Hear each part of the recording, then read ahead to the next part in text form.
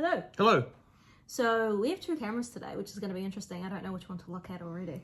No, I don't know. Matt's getting confused and a bit Stressy about having About two all the cameras cameras. because I don't even like one camera. But we just ignore the cameras, okay? Today we want to talk about how we almost bought a car that cost, how much did it cost? 55,000, right? Yeah. Yeah. When did we do that? Like earlier this year? Probably March. Yeah.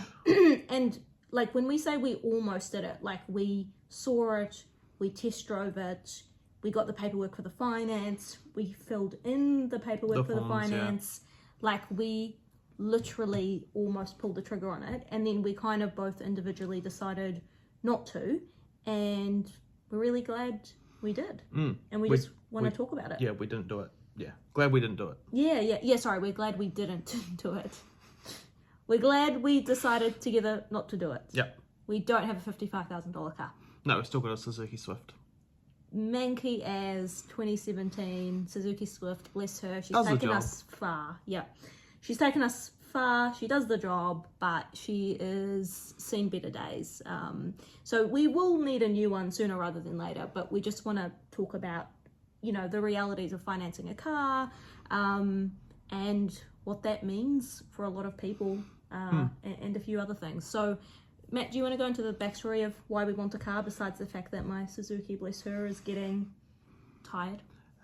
Just future proofing really was the main reason. We just wanted to make sure that we've got a big enough car, mainly for the dog. Yeah. To be fair, Ted is a 46 kg golden retriever, so he's relatively quite big, and he doesn't quite fit in the Suzuki. Yeah, he fits in the back seat if there is nothing and no one in the back seat, and maybe you could fit in one other person at a push, But then he'd be all over them, so. but then he'd be all over them, he'd be drooling on them, and it's very hard to transport things. I mean, Yeah. we're quite lucky because we live close to your parents, and your parents are very generous, so anytime we need the ute, they are happy to oblige. But you know, when we weren't living close to any family, it was really hard to only have a Suzuki Swift because... We should find that photo of me and the Swiftie when we got the TV. Yeah, so how big's our TV? 55 inch, 65, something like that. Bought it like when we first bought our house in Hamilton, which would be like 5 years ago now. And yeah, Matt had to literally have Screwed up as close as I could. to the front of the car so that we could fit it into the boot. I barely didn't fit.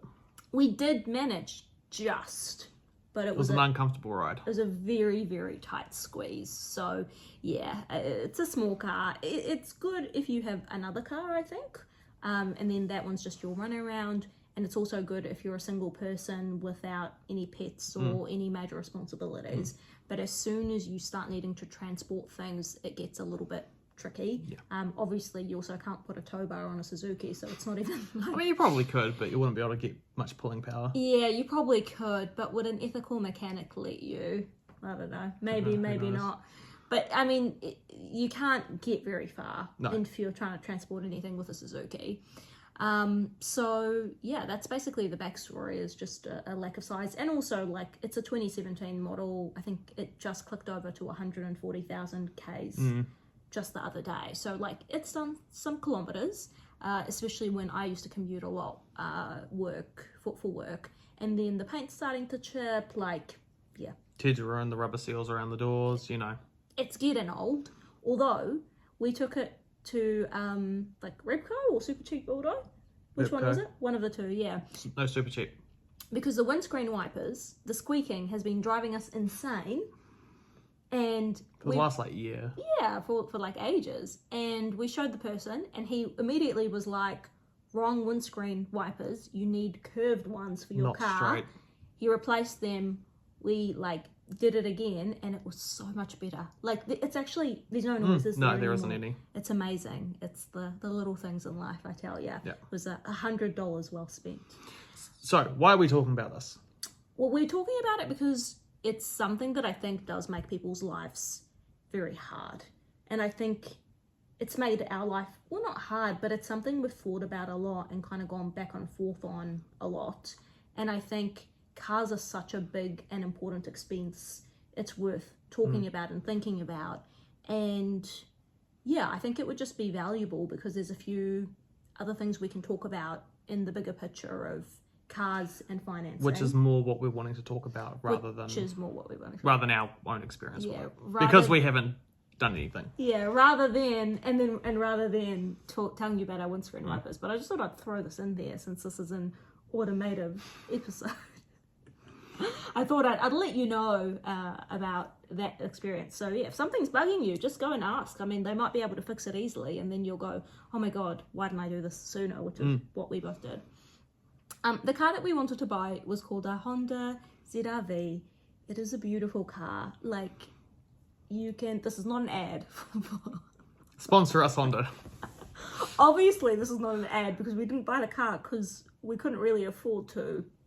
Mostly. I mean, we could but not really. In short, Not really. Not really. No. In short, it was a hybrid. It had like all the features in it. So it had like the cameras, the sign stopping, the heated seats. I think the best one for us was that each key had assigned a seat position. So if I went into it, it would go right back. If it came up, it'll go right forward. Just in case people don't know, there's at least a foot difference between us. So yeah, he's a lot taller than me. And so you know, really fuel efficient. Just yeah. We looked into all of it. Yeah, very solid car, the Honda ZR-V. And the other big draw for us was at the time Honda had 0% finance. And 0% deposit. Yeah, that's what caught our attention because we were like, oh, okay. And actually, this is something we'll come back to and talk about. Not that this is financial advice. Of course, get your own financial advice. And think hard about decisions like cars. But 0% finance or a low finance rate is sometimes actually a good reason to finance a car. Because interest rates at banks for savings accounts are 2 to 3%. The stock market is approximately 7%. So, you know, if you can get finance on your car that's, you know, less than 2 to 3%, that's really, really good, you know. And you can put that money that you would have spent on a car into a high interest savings account or into stocks and actually make money. You do have to be careful though, because if you do finance a car, if you buy a car straight out, you lose value on it as soon as you drive off. So if you finance it, what it means is that when you sell the car, you're not losing as much. Yeah, that's the other as what it would be is when you buy it outright. Yeah, that's the other consideration with cars, is that you obviously lose so much money as soon as you drive them off the lot. Sorry, I'll be right back. Yeah, he's going to take the dog out because he's being annoying. Okay, I'll carry on. So that's something else to think about, but that's the thing that drew us immediately was the 0% finance, because we were like, oh, 0% finance, this might not be a bad idea, because again, we've literally wanted a new car at this point for, no exaggeration, years, and haven't done anything about it yet, may I add, but, you know, it's something that we're working towards, so it seemed very attractive to us. And then we went to the dealership, and again, we had a look, and even though we went in thinking we wouldn't want to spend more than 40,000 New Zealand dollars, really the thing that kind of met all our needs was closer to 55,000. I think that's what it was all up, wasn't it? It was 55,000. So that's what we were kind of weighing up. And, you know, when we looked at our budget, we were like, well, if we pulled literally all of our money, if we had all of our resources, no stocks, no savings, we would have maybe 2/3 of it. So we thought, oh, maybe this isn't a bad idea.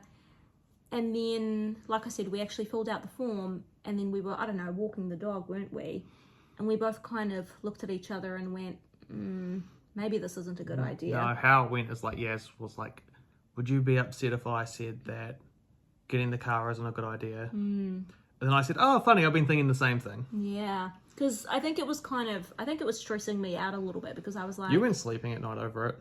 Yeah, well... You said you woke up in the middle of the night thinking about it. Yeah, that's just what I do when I'm stressed, though. But that also happens even when I'm not particularly stressed about anything. So I wasn't, like, losing sleep, like, super, super stressed about it. But in the back of my head, I was thinking, if something goes wrong with our house, if we have any sort of emergency...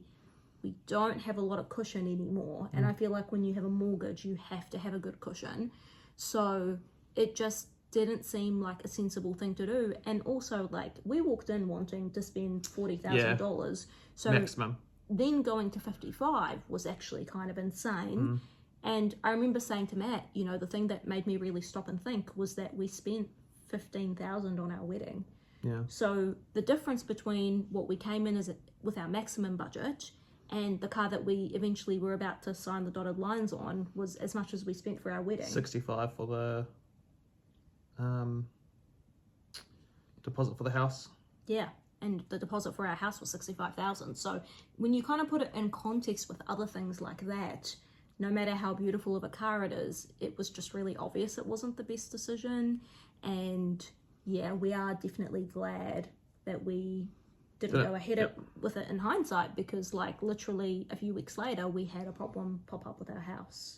Yeah. So yeah, it's kind of the lesson here I felt was to take a step back. I mean, I always think you should think about big purchases. Mind you, this was like 2 weeks of thinking about it. Yeah, I mean, we had thought about it. That's the thing. Like, as I said, we've been wanting a new car for literally years. It wasn't just like a whim of it, and then the second day we're like, oh, let's not do it. No, it was definitely not like a sort of in the moment decision to get the car.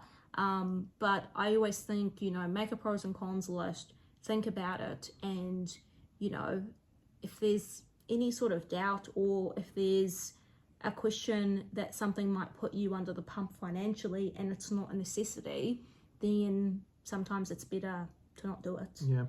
And we kind of did the same thing with our house, because the bank was willing to loan us way more than what we ended up borrowing.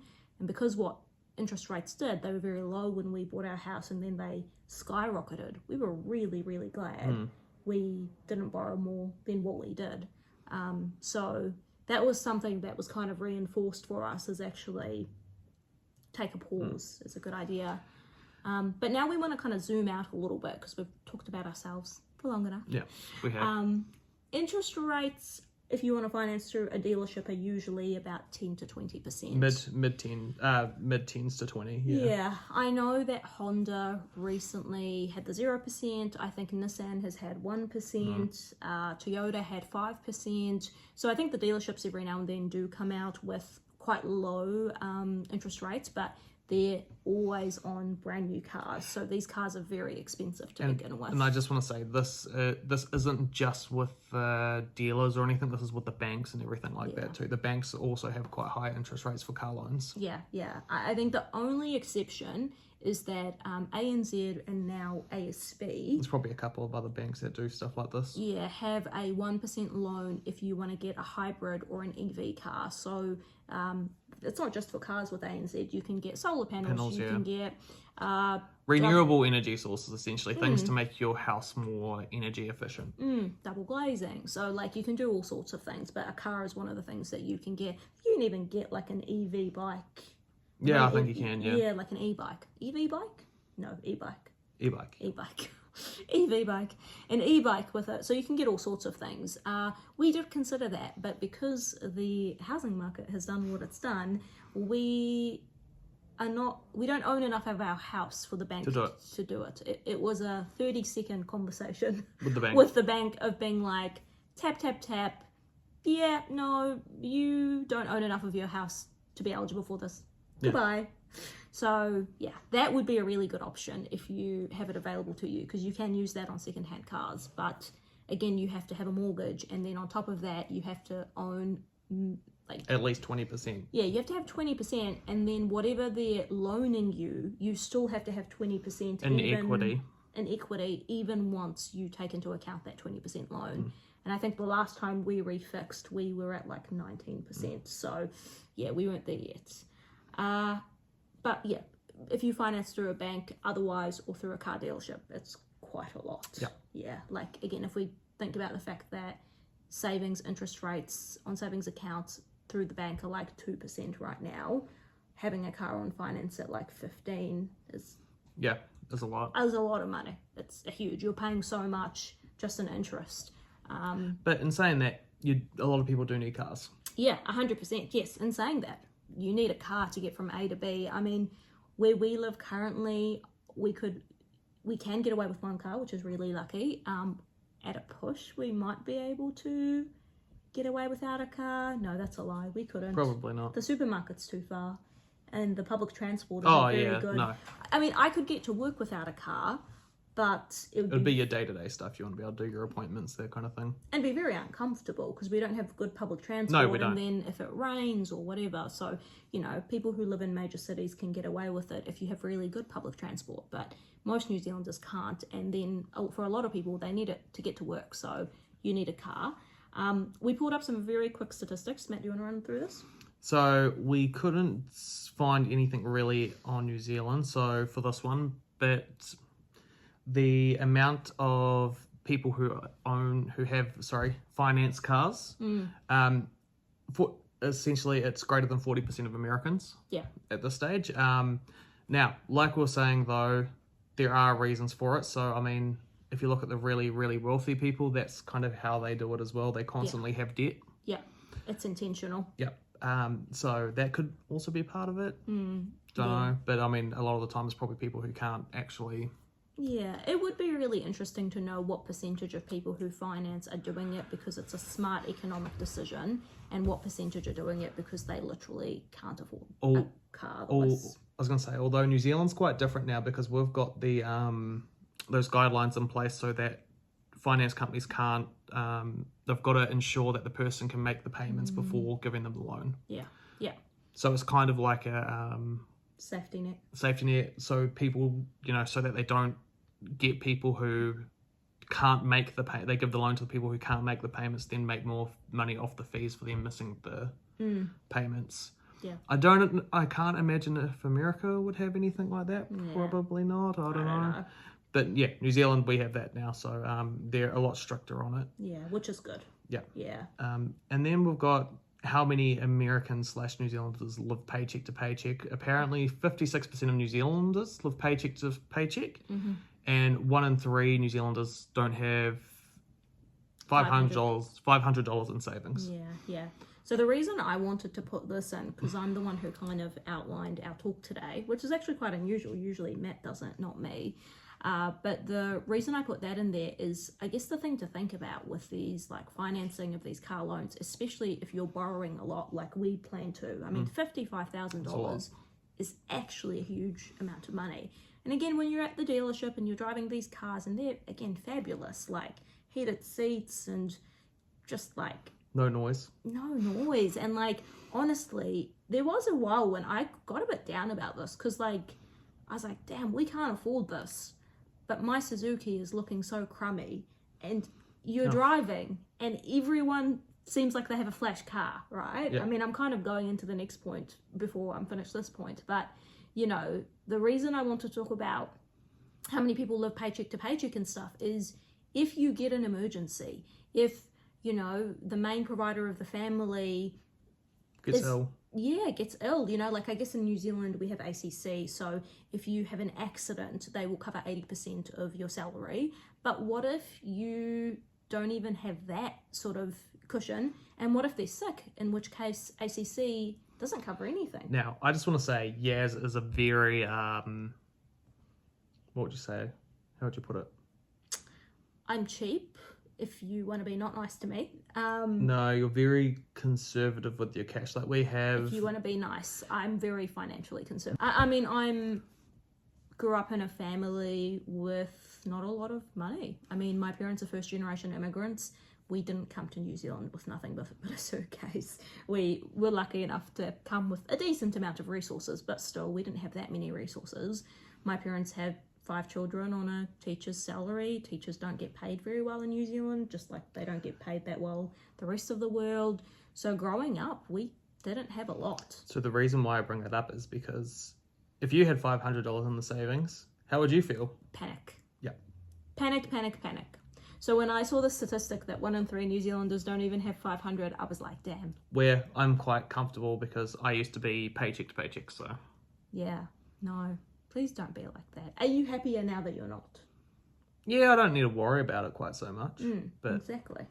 It's really, really important. Like, I'm not even joking. Like, financial security and financial education is one of the biggest passions of mine. Like, to the point where I've considered starting an Instagram account. Why don't you?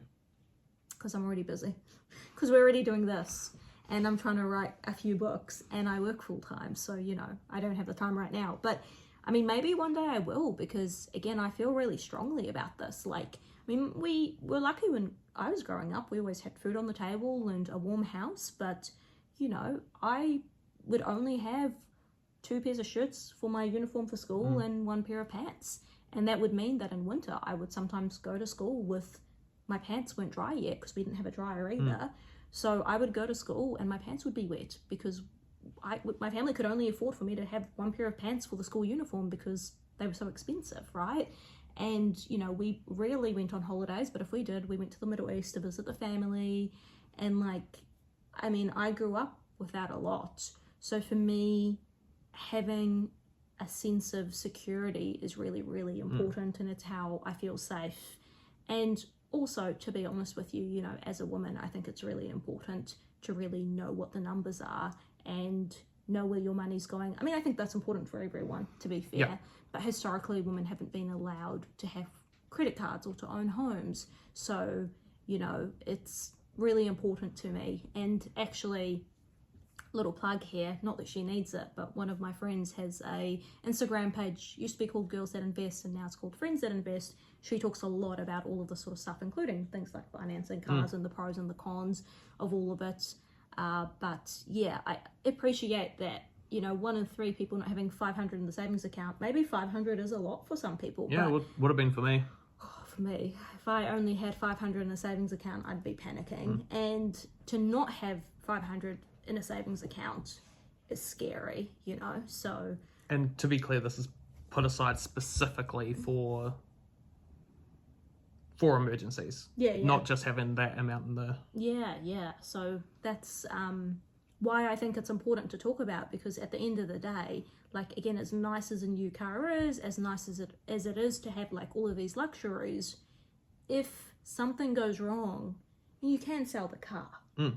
But still, if something can use it as an asset. Yeah, if something goes wrong, I mean, again, cars lose value basically as soon as you drive them off the lot. Gold, on the other hand, gold goes up in value. We move on. Spend your money on gold, not cars. We move on. 2025. But yeah, that's one of the reasons I wanted to put that in there, because I think that's another big consideration is if things went wrong, what would happen? What would you do? What is your safety net? And maybe it just means not buying a car, which is what we ended up doing, or it means buying a cheaper car, which hopefully we will buy one by the end of this year or early next year, and we will definitely be buying a cheaper car than what we were planning on buying. Okay. Yep. And then the last thing I wanted to talk about, or the kind of 2 last things, is I do think this is a place, as with many things, where social media has a lot to answer for, because influencers have all of these fancy cars and all of this flash stuff all the time. There's a really cool creator that I follow called Hannah Alonso. She does a lot of MLM commentary, but she also has started this series called Influencer Insanity. I'm sure I've mentioned this on the podcast before. Probably last episode, I think. Yeah, probably. And the thing with Hannah is she often talks about just the inconsistencies on social media and how people just lie all the time on social media, and especially with influencers, how there can be a lot of them showing a lifestyle that actually doesn't exist. So, they have their cars on finance, or their credit card is completely, maxed out or whatever. And then even that aside, I think the issue with social media is that highlight reel aspect that we're all aware of. So, you're sitting there just going about your day to day, and this friend's pregnant, this one's getting married, this person's got a new car, this person's going on holiday. And sometimes you are that person. We were on holiday recently. I was acutely aware of how we were on holiday, and yet, most people are just going about their day to day lives, and all social media is showing is that highlight reel aspect. Yeah. Of our lives, and not the fact that we were getting grumpy and tired and the flights were so long and we were squashed in the plane and the food wasn't very good sometimes. So I think that is one of the downsides of social media, and Hannah often talks about this, and I think it's a valuable reminder for all of us to step back and remember that a lot of social media isn't real, especially influencers, but to also remember that even when it is real, so even when it's a person that you actually know, again, people are just showing their highlight reel. Very few people will jump on social media and talk about the hard things in their life because, I mean, people don't really want to hear it. I follow someone on Instagram who often talks about how her social media follower count goes down anytime she talks about her antidepressants or her mental health or anything like that. People just want the positive and bubbly and happy. And also on the flip side, sometimes when you share something you're going through, I think people think that you're, I don't know, wanting people to feel sorry for you rather than just sharing your experience. Or sometimes the people who know you in your real life get really concerned, even though you don't need them to be concerned. Again, you're just like sharing your experience, right? So that's part of the issue with social media. And I guess just a reminder as always to just try and as much as we can. I mean, this is a reminder for us, just as much as it's a reminder for anyone to focus on your own life, focus on your own lane, be grateful. Remember, social media isn't real. Social media, a lot of influencers and that, just remember it's actually their job. Yeah. Like their job is to make you want to buy things, make you want things. So just keep that in mind. Yeah. It's their full-time job to portray a lifestyle that doesn't exist. It's like athletes, you know, it's athletes' jobs to stay fit, to work out, that kind of thing. So yeah, don't compare your body to an athlete's body who has like, you know, all these trainers and a, you know, dietitian and all that. Yeah, and a personal chef. Yeah. Or even like the Kardashians or just celebrities. Like, don't compare your physique to a celebrity who has all of these resources on hand. And a big part of a celebrity's job is to look good. So there's no point in comparing yourself to them. I mean, what's that saying? Comparison is the thief of joy. Yeah. Yeah. So it's something I think we all need to be reminded of often. And it's one of the reasons I like watching Hannah's videos, because it reminds me of that all the time, which I think is really good. Yeah.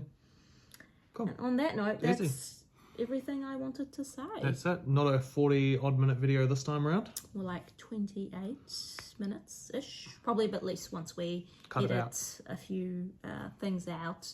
We're still very lightly editing, but we do edit some things out.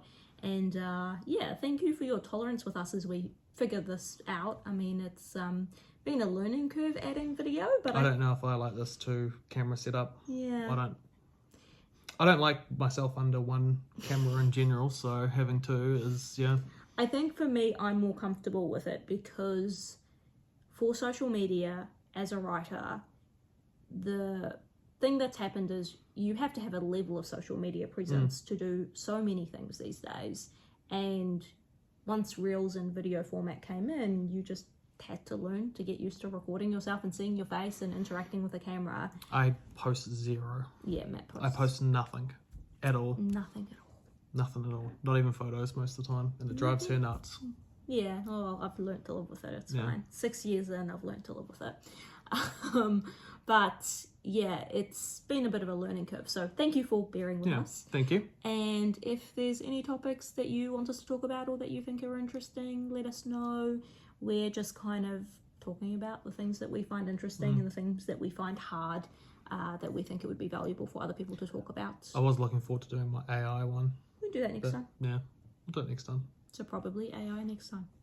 Alrighty. Have a good night. Have a good night, guys. Bye. Bye.